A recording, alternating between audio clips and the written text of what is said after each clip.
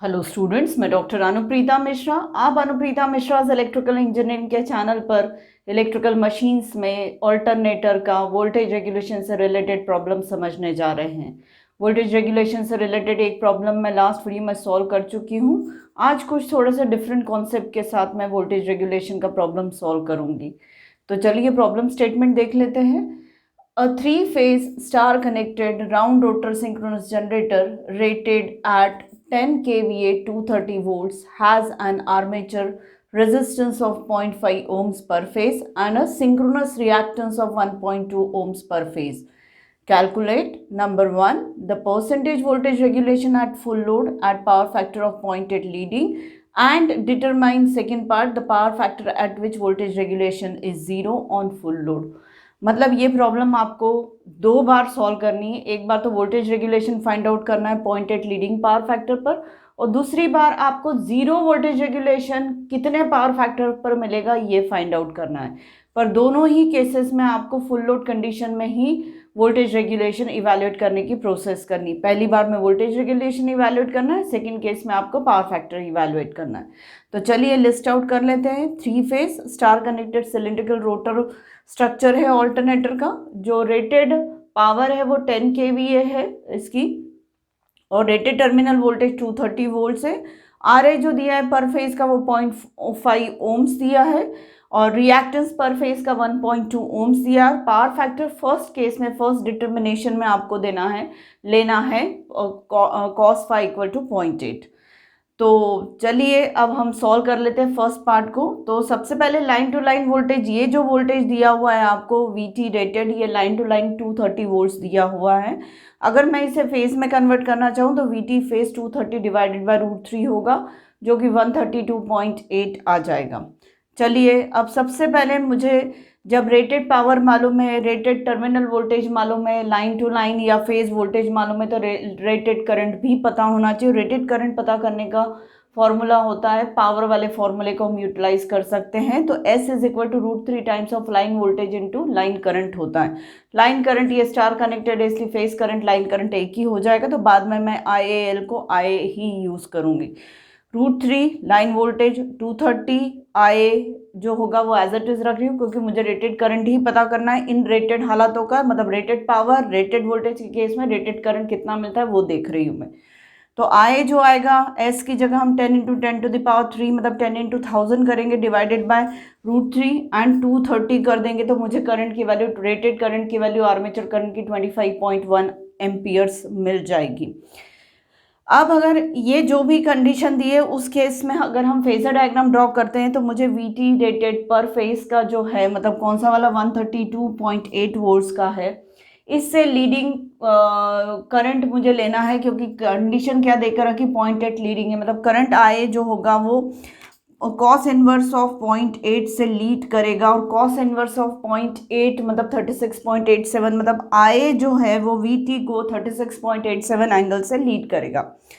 VT के आगे मैं IARA ड्रॉ करूंगी, IARA के परपेंडिकुलर IA एक्सेस करूंगी। IARA हमेशा IA के डायरेक्शन में ड्रॉ होगा, और IA एक्सेस हमेशा IA से 90 डिग्री लीडिंगनेस पर ड्रॉ होगा। बेसिक सारे क्लियर कर चुकी हूँ मैं सिंस ट्रांसफार्मर बेटा। तो IARA से परपेंडिकुलर IA एक्सेस होगा। मतलब अगर मैं IARA के स्टार्टिंग पॉइंट को IA एक्सेस के एंड पॉइंट से मिलाऊं तो ये एक्चुअली मेरा IAZS है, और जहां पर IAZS या IA एक्सेस मिल रहा है और स्टार्टिंग पॉइंट ऑफ VTPH से ज्वाइन करती हूँ तो ये मुझे EP मिल जाएगा, टोटल वोल्टेज आर्मेचर सर्किट का पर फेज का जो वाइंडिंग के अक्रॉस डेवलप होता है, और यही वोल्टेज ड्रॉप होता है RA के अक्रॉस, सिंक्रोनस रिएक्टेंस के अक्रॉस, और बाकी बचा हुआ टर्मिनल वोल्टेज VTPH इतना अपीयर हो जाता है लोड के अक्रॉस। तो ये फेजर डायग्राम भी मैं कई बार समझा चुकी हूँ, पर प्रॉब्लम में मुझे ज़रूरत है इसको ऐसे समझने की कि VTPH को मैं 132.8 और रेफरेंस ले रही हूँ VTPH मतलब 0 डिग्री एंगल पर, तो इसका फेजर एंगल में 0 डिग्री लूंगी। अगर मैं IA की बात करूँ रेफरेंस से, तो मुझे लीडिंगनेस में IA 25.1 लेंथ का है। ये लेंथ जो है IA की वो 25.1 एम्पियर्स की है, और कितना लीड कर रहा है ये फाई एंगल से, और फाई को मैं सब्सटीट्यूट कर दूंगी 36.87 आगे जाके। अगर मैं ZS निकालने जाऊं तो सिंक्रोनस इम्पिडेंस जो होगा वो RA प्लस जे एक्सेस होगा। RA की वैल्यू 0.5 है, जे एक्सेस की वैल्यू जे 1.2 है। तो इसको जब मैं रेक्टेंगुलर को पोलर में ट्रांसफॉर्म करती हूँ तो मैग्नीट्यूड आ जाएगा 1.3 और एंगल आ जाएगा 67.38 ओम्स। ये मेरा ZS का मैग्नीट्यूड और ये कॉम्प्लेक्स वैल्यू हो गई ZS की, ऐसा कहना चाहिए। फेजर डायग्राम से वही अभी की EP is equal to VTPH plus IA ZS ऐसा ले लूं, यही तो EP फेजर है, VTPH फेजर है, IA फेजर है, ZS कॉम्प्लेक्स क्वांटिटी है। सबकी वैल्यू सब्सटीट्यूट करूंगी तो मुझे EP पता चल जाएगा। तो VTPH मेरा 132.8 एंगल 0 है, प्लस IA की वैल्यू 25.1 एंगल 36.87, इस फाई की जगह 36.87 रखा और ZS की जगह कॉम्प्लेक्स नंबर पोलर में 1.3 एंगल 67.38 इतना रखा। जब इसको हम सॉल्व करते हैं तो एंगल 0 का मतलब रियल पार्ट ही, तो 132.8 एंगल 0 को मैं सिंपल 132.8 लिख सकती हूँ। 32.63 इन दोनों के मैग्नीट्यूड्स के मल्टीप्लिकेशन से आया और एंगल के एडिशन से 104.25 इतना एंगल आ गया। अब इस क्वांटिटी को मैं रियल और इमेजिनरी पार्ट में स्प्लिट कर देती हूँ तो रियल पार्ट हो जाएगा 32.63 कॉस ऑफ 104.25 और इमेजिनरी पार्ट हो जाएगा प्लस जे 32.63 साइन 104.25। ये इसका इमेजिनरी पार्ट हो जाएगा। 132.8 रियल तो चला ही आ रहा है। इसको जब सॉल्व करते तो -8 आता है रियल पार्ट को, इमेजिनरी पार्ट को सॉल्व करते तो J31.62 आता है। पूरा सॉल्व किया तो 132.8 माइनस 8 से 124.8 आया और J31.62 ऐसे ही आया। इस रेक्टेंगुलर को फिर से हमने पोलर में ट्रांसफॉर्म किया तो 128.74 एंगल 14.2 डिग्रीज वोल्ट्स इतना EP की वैल्यू आई। वोल्टेज रेगुलेशन हमें फर्स्ट पार्ट में फाइंड आउट करना है। वोल्टेज रेगुलेशन होता है magnitude of EP minus magnitude of VT rated divided by magnitude of VT rated into 100। EP की वैल्यू रख दूंगी 128.74, VTPH की वैल्यू रख दूंगी 132.8 डिवाइडेड बाय 132.8 इनटू 100। सॉल्व किया तो -3.06 वोल्टेज रेगुलेशन आया बेटा। अब मुझे सेकेंड पार्ट में इवैल्यूएट करना है कि वोल्टेज रेगुलेशन 0 कब होगा, कितने पावर फैक्टर एंगल पर होगा। तो माना कि वो पावर फैक्टर एंगल हम फाई लेकर चल रहे हैं, जब वोल्टेज रेगुलेशन कितना मिलेगा हमें 0। तो बेसिक इक्वेशन तो यही वाली उठाई है, पर सॉल्व करने का तरीका थोड़ा सा डिफरेंट है। EP मैंने ले लिया है, ये पूरी इक्वेशन ली। डिफरेंस ये है कि अब हमारा पावर फैक्टर एंगल 36.87 न होकर फाई है, 36.87 न होकर फाई है। तो मैं VT की वैल्यू तो 32.8 एंगल 0 रखूंगी, IA को मैं 25.1 एंगल फाई रख रही हूँ और ZS को मैं फिर से 1.3 एंगल 67.38 पहले जैसा ही रख रही हूँ। ये हमारा पावर फैक्टर एंगल बदल गया, मतलब IA कितने एंगल पर है VT से वो चेंज हो चुका है और ये हमें पता करना है कि IA को VT से कितने एंगल पर होना चाहिए ताकि वोल्टेज रेगुलेशन 0 आए, ऐसा हमारा क्वेश्चन है ये। अब वोल्टेज रेगुलेशन 0 कब हो सकता है बेटा, जब दोनों का मैग्नीट्यूड सेम हो। VR परसेंटेज वोल्टेज रेगुलेशन की वैल्यू 0 तब होगी जब EP इक्वल टू VTPH होगा, मतलब EP का मैग्नीट्यूड भी कितना होना चाहिए, 132.8 ही होना चाहिए। पर EP और VT के बीच का एंगल डिफरेंस कितना होगा, डेल्टा, और हमेशा EP लीड करता है VT को। तो यहाँ पे मुझे 132.8 एंगल डेल्टा लेना पड़ेगा और ये 132.8 एंगल 0 को बिना 0 के लिख लिया। 25.1 इंटू 25.1 इंटू 1.3 से वही 32.63 आ जाएगा, पर एंगल में आएगा 67.38 प्लस 5, ऐसा पूरा एंगल आएगा। इसे पूरे को एक्सपैंड कर लेते हैं, ये रियल पार्ट और इमेजिनरी पार्ट में स्प्लिट अप कर लेते हैं।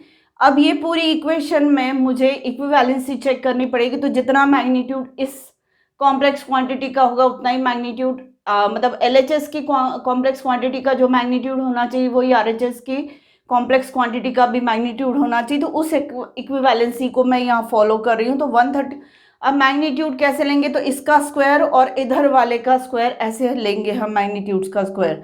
तो 132.8 whole square is equal to 132.8 का जो रियल पार्ट का स्क्वायर है वो ये हो जाएगा, मतलब इन दोनों के एडिशन का स्क्वायर और इस इमेजिनरी का स्क्वायर प्लस एडिशन, ये मैग्नीट्यूड्स का इक्वालेंसी होगी। मतलब इस तरफ का जो मैग्नीट्यूड होगा वो रियल पार्ट का स्क्वायर प्लस इमेजिनरी का स्क्वायर, अंडर रूट लगाए तो ठीक है, वो किसके बराबर होना चाहिए 132.8 के, तो वो अंडर रूट ना लगा के यहाँ पे 132.8 का होल स्क्वायर कर दे रही हूँ, उधर विदाउट अंडर रूट ले रही हूँ।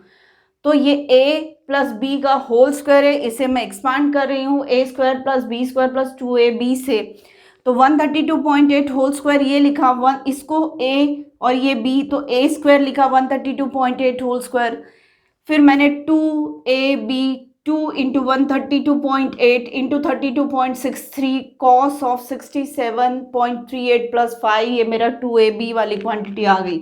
ये वाली क्वांटिटी मेरी 2ab वाली है। फिर थर्ड क्वांटिटी मैं लिख रही हूँ बी स्क्वायर की, तो बी स्क्वायर में 32.63 का स्क्वायर और कॉस स्क्वायर क्वांटिटी आ जाएगी अलॉन्ग विद 67.38 प्लस 5 ऐसे करके।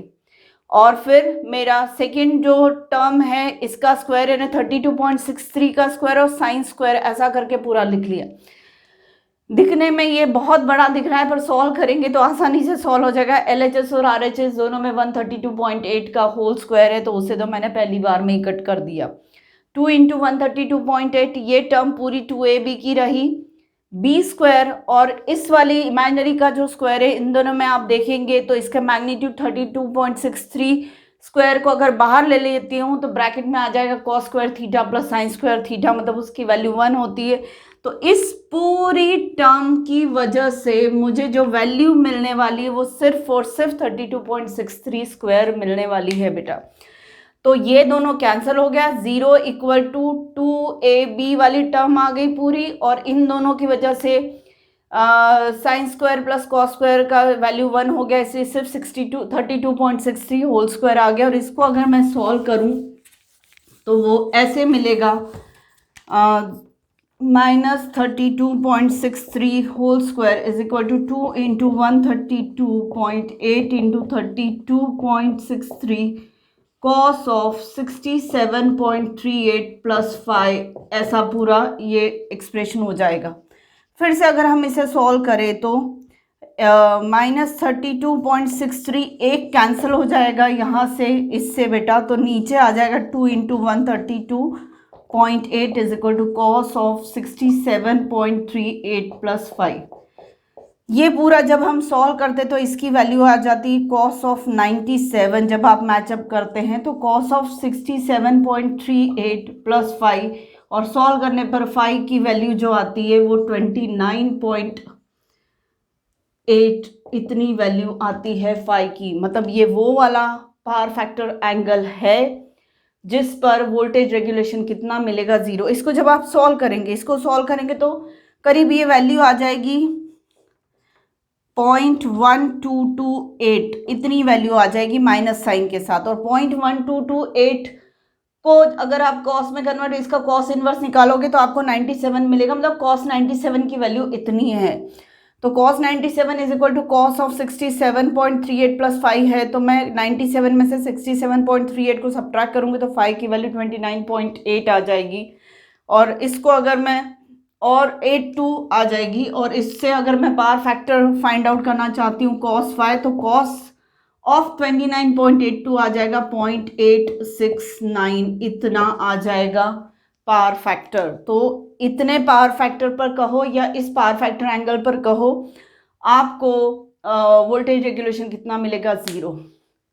तो उम्मीद है बेटा आपको मेरा एक्सप्लेनेशन पूरे प्रॉब्लम का समझ में आया होगा। अगर लिखावट काफ़ी छोटी लग रही हो तो आप जूम करके देखिएगा, पर इस टाइप के प्रॉब्लम्स पूछे जाते हैं थ्योरेटिकल एग्जाम्स में भी या गेट वगैरह में भी पूछे जाते हैं।